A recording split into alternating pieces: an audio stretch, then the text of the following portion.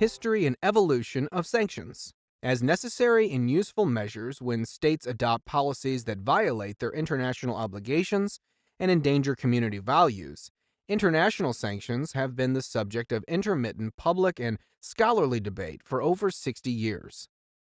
The League of Nations Covenant and the United Nations Charter directed sanctions on unlawful use of force. United Nations context sanctions have also been linked to the defense of human rights.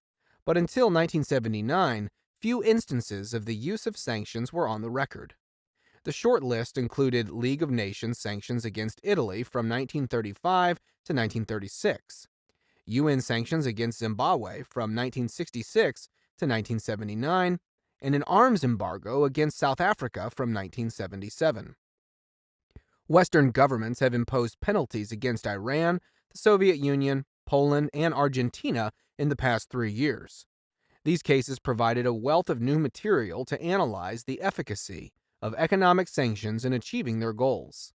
They also raised questions about trends and patterns, particularly the extent to which these measures can be said to have an authoritative status and support community values. After September 11, 2001, economic and financial sanctions became a tool of first resort to address a range of threats to the U.S. national security, foreign policy, and economy. This tool rests on the formidable strength of and trust in the U.S. financial system and currency. Sanctions allow U.S. policymakers to impose a material cost on adversaries to deter behavior undermining U.S. national security and signaling a clear policy stance. Work on sanctions is conducted in close partnership with other parts of the executive branch, in particular the Department of State and the National Security Council, or NSC, which lead the formulation of the foreign policy and strategic goals that sanctions serve, as well as the Department of Justice.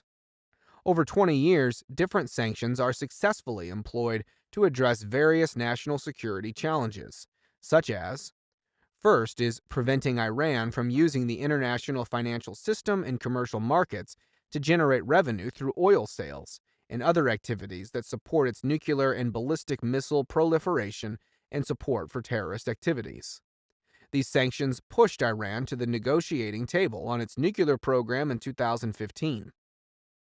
Second is protecting tens of billions of dollars in Libyan assets from misappropriation by former government officials following civil unrest in the fall of Gaddafi regime in 2011. Lastly, designating over 1,600 terrorist individuals and entities since the 9/11 incident, targeting, exposing, and undermining the group of terrorists.